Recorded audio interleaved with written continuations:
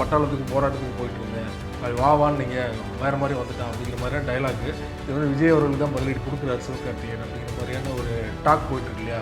சிவகார்த்திகேயன் அவர் வாட்டிலும் சும்மா சைலண்ட்டாக போயிட்டு இருந்தார், அவர் வழியில் அவர் போயிட்டு இருந்தார்.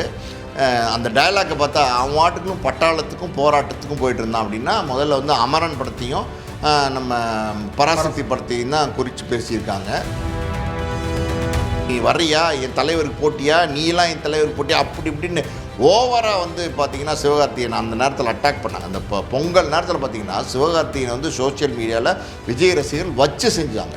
ஸோ இதெல்லாம் வந்து எப்படின்னா ஒரு நல்ல படம் அதை ஓட விடாமல் பண்ணிட்டாங்களே. எந்த நடிகனாக இருந்தாலும் சரி சூப்பராக நடிச்சிருக்கோம், எக்ஸலண்ட்டாக நம்ம அதில் ஒர்க் பண்ணியிருக்கோம், உழைப்பை போட்டிருக்கோம், படமும் நல்லா வந்திருக்கு. ஆனால் அந்த படம் ஓடாமல் போனதுக்கு காரணம் அந்த விஜய் ரசிகர்கள் தான் அப்படின்னும் போது அந்த கோவம் உள்ளுக்குள்ளே நிச்சயமாக இருக்கும் சார். மனுஷனாக பிறந்தவனுக்கு அந்த கோவம் இருக்கும்.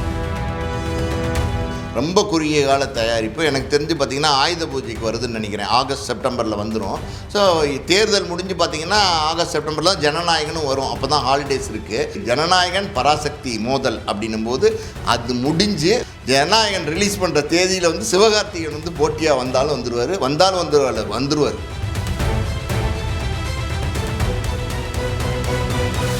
மீடியா சர்க்கிள் நேயர்களுக்கு வணக்கம். இன்றைக்கு நம்ம நேர்களுக்காக ஆஸ்கார் மூவிஸ் தயாரிப்பாளர் பாலாஜி பிரபு அவர்கள் நம்மோடு இருக்கிறார். அவரோடு பேசலாம். சார் வணக்கம். வணக்கம். சிவகார்த்திகேயனோட அடுத்த பட அறிவிப்பு நெட் போஸ்டர் வெளியானது. சேயோன் அப்படின்னு டைட்டில் வச்சுருந்தாங்க. இந்த சூழலில் அந்த படத்தோட டைட்டில் டீசர் இன்னைக்கு வெளியாயிருக்குது. ரொம்ப நாள் கழிச்சு வந்து ஒரு கிராமத்து சப்ஜெக்டில் சிவகார்த்திகேயன் நடிச்சிருக்காரு. அதில் குறிப்பாக விஜய் அவர்களை சீன்ற மாதிரியும் டைலாக் இருக்குதுன்னு சொல்லிட்டு தான் சோசியல் மீடியாவில் பரபரப்பாக பேசப்பட்டு இருக்கு. நான் பாட்டுக்கு வந்து பட்டாளத்துக்கு போராட்டத்துக்கு போயிட்டு இருந்தேன், அது வான்னு நீங்கள் வேறு மாதிரி வந்துட்டான் அப்படிங்கிற மாதிரியான டைலாக்கு இது வந்து விஜய் அவர்களுக்கு தான் பதிலடி கொடுக்குறாரு சிவகார்த்திகேயன் அப்படிங்கிற மாதிரியான ஒரு டாக் போயிட்டுருக்கு இல்லையா? உங்களுக்கு அப்படி தான் தோணுச்சா பார்த்தோன்னே? அதாவது சோஷியல் மீடியா ஃபுல்லாக பார்த்திங்கன்னா இப்போ இதை பற்றி தான் பேசிகிட்டு இருக்காங்க. டயலாக் பார்த்திங்கன்னா ரொம்ப பவர்ஃபுல்லாக இருக்குது. அதாவது அவன் வாட்டுகளும் பட்டாளத்துக்கும் போராட்டத்துக்கும் போயிட்டு இருந்தான் வாவான்னு வந்துட்டான், உக்காளி வந்துட்டேன் அப்படின்னு வேறு சிவகார்த்திகேயன் வேறு சொல்கிறாரு. கெட்ட வார்த்தையோடு பார்த்திங்கன்னா உக்காளி வந்துட்டேன் அப்படிங்கிறாரு. அது வந்து அந்த ப்ரொமோ வீடியோ பார்த்தா அந்த கதைக்கு தேவைப்பட்டிருக்கும், அது வந்து எடுத்திருப்பாங்கன்னு நான் நினைக்கிறேன். இன்னொரு பக்கம் பார்த்திங்கன்னா விஜயை அட்டாக் பண்ணி தான் வந்து சிவகார்த்திகேயன் பேசியிருக்காரு அப்படின்னு ஒரு பக்கம் டோட்டலாக சோஷியல் மீடியா ஃபுல்லாக இன்றைக்கி இதுதான் வந்து பேச்சாக இருக்குது. அப்படியும் நம்ம எடுத்துக்கலாம். என்னென்னா சிவகார்த்திகேயன் அவர் வாட்டிலும் சும்மா சைலண்ட்டாக போயிட்டு இருந்தார், அவர் வழியில் அவர் போயிட்டு இருந்தார். அந்த டைலாக்கை பார்த்தா அவன் வாட்டுக்கும் பட்டாளத்துக்கும் போராட்டத்துக்கும் போயிட்டு இருந்தான் அப்படின்னா முதல்ல வந்து அமரன் படத்தையும் நம்ம பராசக்தி படத்தையும் தான் குறித்து பேசியிருக்காங்க. ஸோ இது ரெண்டையும் படத்தை தான் குறித்து பேசியிருக்காங்க. அப்படின்னும்போது பராசக்தி படமும் ஜனநாயகன் படமும் ஒன்றா வரப்போகுதுன்னு பயங்கரமாக வந்து சோஷியல் மீடியாவில் ஜனநாயகன் பராசக்தி படத்தை வந்து அடின்னு நடித்தாங்க. அதாவது வந்து பார்த்திங்கன்னா டோட்டலாக நெகட்டிவிட்டியை ஸ்ப்ரெட் பண்ணி நல்ல படம், சொல்லப்போனால் நல்ல படம், ஹிந்தி எதிர்ப்பு போராட்டத்தை பற்றி பேசின ஒரு படம், சுதா கங்குரா டைரக்ட் பண்ணியிருந்தாங்க. எக்ஸலண்ட்டாக இருந்துச்சு படம். ஆனால் அந்த படத்தை வந்து அந்த எதிர்பார்த்த ரீச்னு ஒன்று இருக்குது பார்த்திங்களா, ஒரு எதிர்பார்த்த வெற்றி அதை கிடைக்க விடாமல் பார்த்திங்கன்னா டோட்டலாக நெகட்டிவிட்டியை ஸ்ப்ரெட் பண்ணி நல்லாவே இல்லை, அப்படி இப்படி வர்றியா என் தலைவருக்கு போட்டியா, நீலாம் என் தலைவருக்கு போட்டியா, அப்படி இப்படின்னு ஓவராக வந்து பார்த்திங்கன்னா சிவகார்த்திகேயன் அந்த நேரத்தில் அட்டாக் பண்ணாங்க. அந்த பொங்கல் நேரத்தில் பார்த்திங்கன்னா சிவகார்த்திகேயன் வந்து சோஷியல் மீடியாவில் விஜய் ரசிகர்கள் வச்சு செஞ்சாங்க. ஸோ இதெல்லாம் வந்து எப்படின்னா ஒரு நல்ல படம் அதை ஓட விடாமல் பண்ணிட்டாங்களே. எந்த நடிகனாக இருந்தாலும் சரி சூப்பராக நடிச்சிருக்கோம், எக்ஸலண்ட்டாக நம்ம அதில் ஒர்க் பண்ணியிருக்கோம், உழைப்பை போட்டிருக்கோம், படமும் நல்லா வந்திருக்கு. ஆனால் அந்த படம் ஓடாமல் போனதுக்கு காரணம் அந்த விஜய் ரசிகர்கள் தான் அப்படின்னும் போது அந்த கோவம் உள்ளுக்குள்ளே நிச்சயமாக இருக்கும் சார். மனுஷனாக பிறந்தவனுக்கு அந்த கோவம் இருக்கும். அப்படி சிவகார்த்திகேயனுக்கும் அப்படி கோவம் இருக்குதுன்னு நினைக்கிறேன். அதை தான் வந்து ரிஃப்ளெக்ட் பண்ணுற மாதிரி அந்த டயலாக்லாம் பேசியிருக்காரு. ஒரு பக்கம் பார்த்திங்கன்னா அந்த படம், அந்த கதை, அந்த கதைக்கு தேவையான மாதிரி அந்த டயலாக் இருக்குது. அப்படி தான் நம்ம எடுத்துக்கணும் இது ப்ரொமோவை பொறுத்த வரைக்கும். ஆனால் இன்னொரு பக்கம் பார்த்திங்கன்னா சோஷியல் மீடியா ஃபுல்லாக சிவகார்த்திகேயன் வந்து விஜயை தான் டைரெக்டாக அட்டாக் பண்ணுறான்னு சொல்கிறாங்க.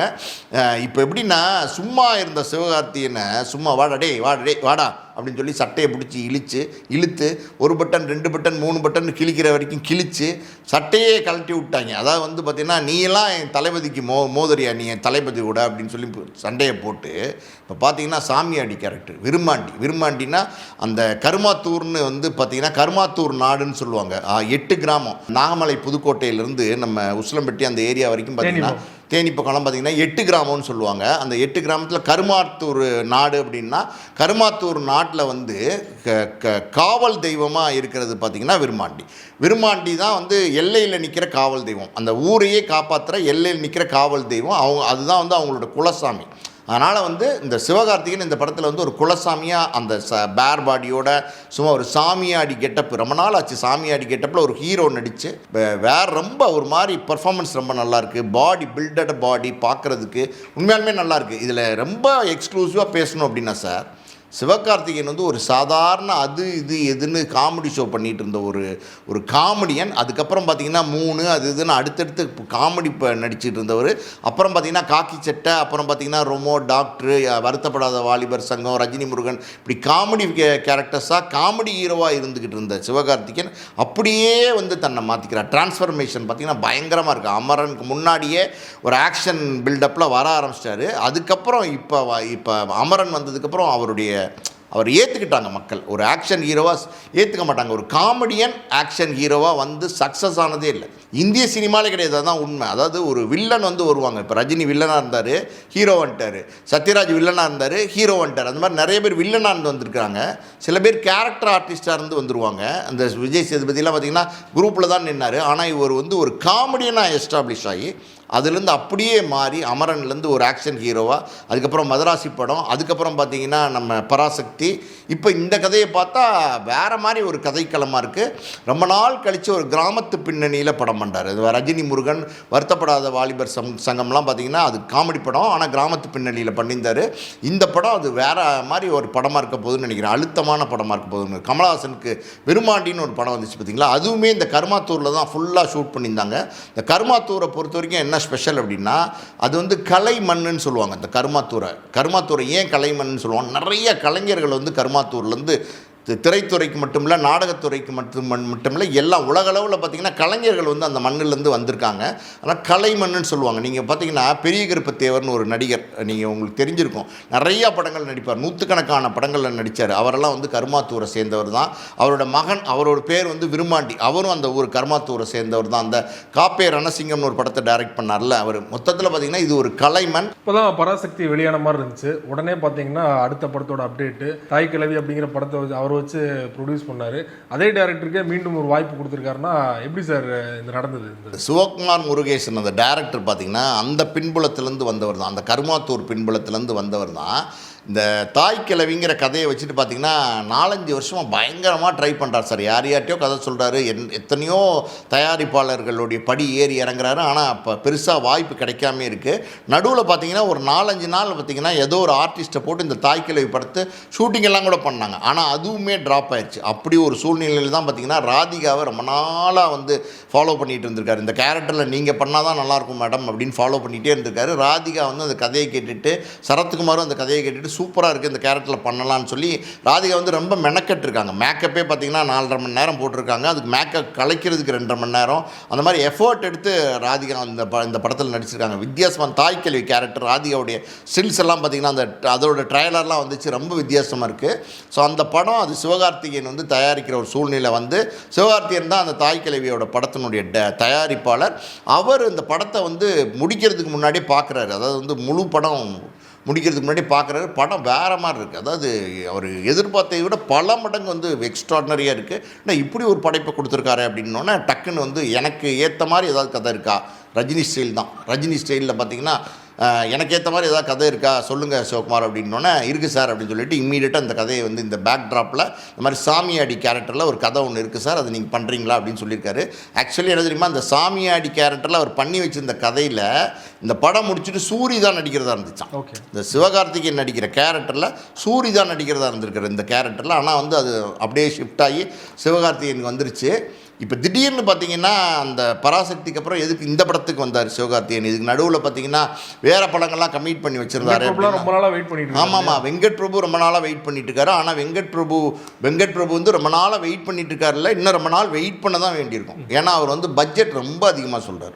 ரொம்ப அதிகமான ஒரு பட்ஜெட்டில் அது டிஏஜிங்லாம் போய் பண்ணிட்டு வந்தாங்க. சிவகார்த்திகேயன், வெங்கட் பிரபுலாம் யூஎஸ்லாம் போய் பண்ணிட்டு வந்தாங்க. இருந்தாலும் அந்த பட்ஜெட்டுங்கிறது வந்து சத்யஜோதி நிறுவனம் தான் அதை தயாரிக்கிறாங்க. அது ஓவர் பட்ஜெட் பட்ஜெட்டாக இருக்குது, இந்த பட்ஜெட்டை நம்ம பண்ண முடியாது அப்படின்னு அவங்க ரொம்ப வந்து அதுக்கு தயக்கம் காட்டுறாங்க. அதுக்கு 2 காரணம். ஒரு காரணம் வந்து பட்ஜெட்டே ரொம்ப ஓவராக இருக்குது, அந்த பட்ஜெட்டில் படம் பண்ணால் அதுக்கேற்ற வியாபாரம் பண்ண முடியுமான்னு ஒரு டவுட்டு. இன்னொரு காரணம் என்னென்னா, சிவகார்த்திகேயனுக்கு வந்து அமரன் வந்து மிகப்பெரிய வெற்றி படம். அமரனுடைய அந்த வெற்றிக்கு அப்புறம் மதராசி படம் வந்துச்சு, அது பெரிய வெற்றி படம்னு சொல்ல முடியாது. ஓகே, அப்படி தான் சொல்ல முடியும். அதுக்கப்புறம் பராசக்தி வந்து பார்த்திங்கன்னா நல்ல படம்னு எதிர்பார்க்கப்பட்டு உண்மையாலுமே நல்ல படம். ஆனால் அது வந்து நான் சொன்னேன்ல, அந்த நெகட்டிவிட்டியிலே பார்த்திங்கன்னா அந்த விஜய் ரசிகர்களால் சுதா கொங்கராவே ட்வீட் போட்டிருந்தாங்க, பேரை குறிப்பிடாமல், விஜய் பேரை குறிப்பிடாமல் ஒரு குறிப்பிட்ட நடிகருடைய ரசிகர்கள் ரொம்ப இந்த படத்தை டேமேஜ் பண்ணிட்டாங்கன்னு. அந்த மாதிரி இந்த படத்தை டேமேஜ் பண்ணி ஓட விடாமல் பண்ணி இந்த படம் அடைய வேண்டிய வெற்றி இருக்குது பார்த்திங்களா, ஹைப்பு, அதை வந்து அடைய விடாமல், அந்த கலெக்ஷன்லாம் அடைய விடாமல், ஆனாலும் 100 கோடி அது தாண்டிடுச்சு, அடைய விடாமல் பண்ணிட்டாங்க. அப்படி இருக்கும்போது அந்த நேரத்தில் அந்த சிவகார்த்திகேயனை வச்சு இவ்வளோ பெரிய பட்ஜெட் படம் எடுத்தால் அது வியாபாரம் பண்ண முடியாதுன்னு தயக்கத்திலே அவங்க அந்த படத்தை தொடங்காமே இருந்துகிட்ருக்காங்க, சத்யஜோதி நிறுவனம். ஸோ அது ஒரு பக்கம். இன்னொரு பக்கம் பார்த்திங்கன்னா, அந்த டான் படம் பண்ணார் இல்லையா சிபி சக்கரவர்த்தி, அவர் வந்து இந்த பேஷன் ஸ்டுடியோஸ்க்கு சிவகார்த்திகேயனை வச்சு படம் பண்ணுறதா எல்லா மூமெண்ட் போயிட்டு இருந்தது. பேஷன் ஸ்டுடியோஸ்க்கு வந்து ஆல்ரெடி அவங்க எடுத்து வச்சுருக்க படங்கள்லாம் ரிலீஸ் பண்ணாமல் சில படங்கள் இருக்குது, பொருளாதார நெருக்கடி இருக்குது, ஃபைனான்ஷியல் டிஃபிகல்ட்டி இருக்கிறதுனால அந்த படத்தை வந்து அவங்க அடுத்து இந்த சிவகார்த்திகேயன் படத்தை தொடங்க முடியாமல் இருந்தாங்க. அவங்களுமே பொருளாதார நெருக்கடியில் இருக்கும்போது அவர் சிபி சக்கரவர்த்தி திடீர்னு ரஜினிக்கு சொல்லி, ரஜினி அந்த கதையை ஓகேன்னு சொல்லி, அதுவுமே ராஜ்கமல் தான் தயாரிக்கிறாங்க, அங்கே போயிட்டார், ரஜினிக்கு போயிட்டாரா. ஸோ சிவகார்த்திகேயனுக்கு வந்து இப்போ ப்ராஜெக்ட் இல்லை, இம்மீடியட்டாக ஒரு ஷூட்டிங் போகணுன்னா ஒரு பிஸியான டேரக்டர்னால் அந்த பிஸியான டேரக்டர் யாரும் இப்போ இருக்க மாட்டாங்க. இப்போ நீங்கள் பெரிய பிரபலமான இயக்குநர்கள் ஒருத்தர் வேணும்னா லோகேஷ் கனகராஜை கூட சிவகார்த்திகேயன் வந்து ட்ரை பண்ணிட்டு இருக்கார், என்னை வச்சு ஒரு படம் பண்ணுங்க அப்படின்னு. அந்த மாதிரி இயக்குநர்கள் உடனே பண்ண முடியாது, ஏன்னா அவர் அல்லு அர்ஜுன் வச்சு பண்ணுறாரு, வேறு லைனப்ஸ்லாம் இருக்குது.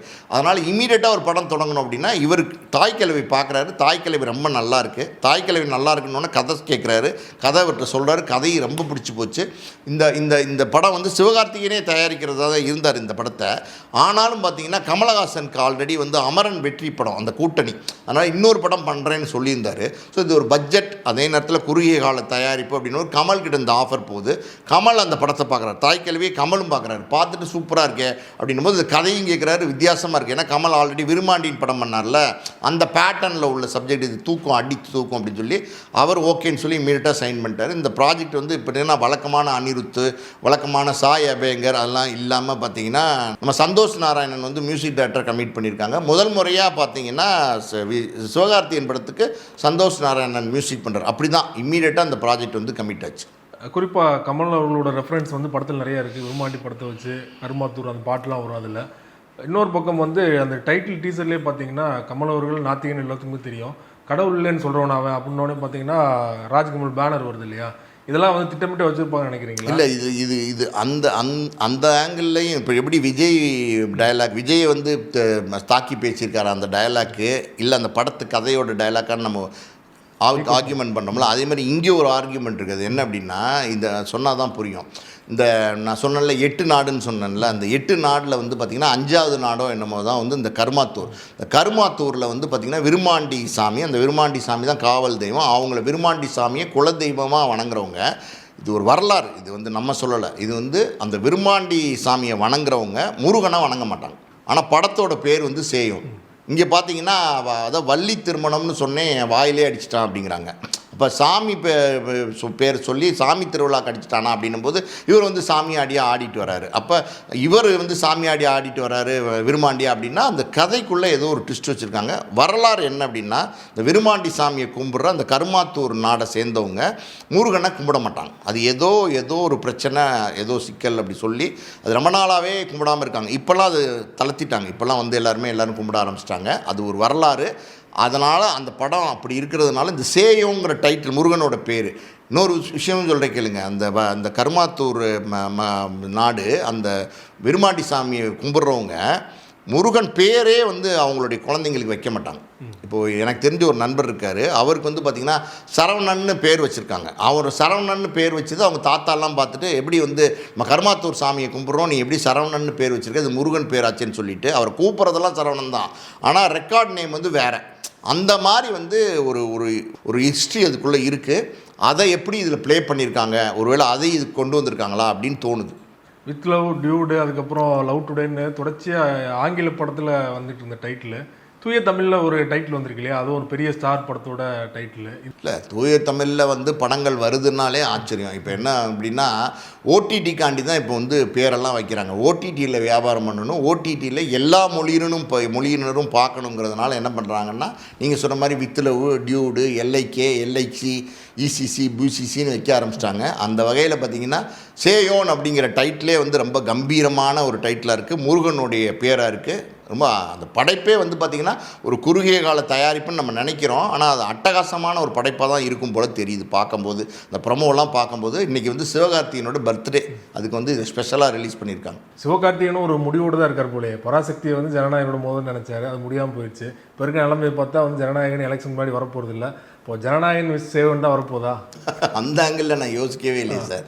ஆமாம் சார், நீங்கள் சொல்கிறது கரெக்டு தான். அதாவது பார்த்திங்கன்னா ஜனநாயகன், பராசக்தி, அதாவது ஜனவரி 9 ஜனவரி 10ன்னு சொன்னாங்க. இப்போ இது வந்து குறுகிய கால தயாரிப்பு. சேயோன் வந்து பார்த்திங்கன்னா ரொம்ப குறுகிய கால தயாரிப்பு. எனக்கு தெரிஞ்சு பார்த்திங்கன்னா ஆயுத பூஜைக்கு வருதுன்னு நினைக்கிறேன். ஆகஸ்ட் செப்டம்பரில் வந்துடும். ஸோ தேர்தல் முடிஞ்சு பார்த்திங்கன்னா ஆகஸ்ட் செப்டம்பரில் தான் ஜனநாயகனும் வரும். அப்போ தான் ஹாலிடேஸ் இருக்குது. ஸோ அப்படி இருக்கும்போது இப்போ வந்து ஜனநாயகன் பராசக்தி மோதல் அப்படின்னும்போது அது முடிஞ்சு அவர் பராசக்தி ரிலீஸ் பண்ணி அது 100 கோடியை தாண்டிடுச்சு. இப்போ ஜனநாயகன் இன்னும் வர முடியாமல் பார்த்திங்கன்னா முக்கிட்டு இருக்குது. இப்போ வந்து பார்த்திங்கன்னா செப்டம்பரில் ஜனநாயகன் ரிலீஸ் பண்ணுற தேதியில் வந்து சிவகார்த்திகேயன் வந்து போட்டியாக வந்துருவார். ஒருத்தர் வந்து பார்க்கலாம் ஜனநாயகனோட மீண்டும் மோதுறாரா சிவகார்த்திகேயன் அப்படின்னு சொல்லிட்டு. நேரத்தை ஒதுக்கி பல்வேறு தகவல்களும் பகிர்ந்து கொண்டீங்க. மிக்க நன்றி சார். நன்றி.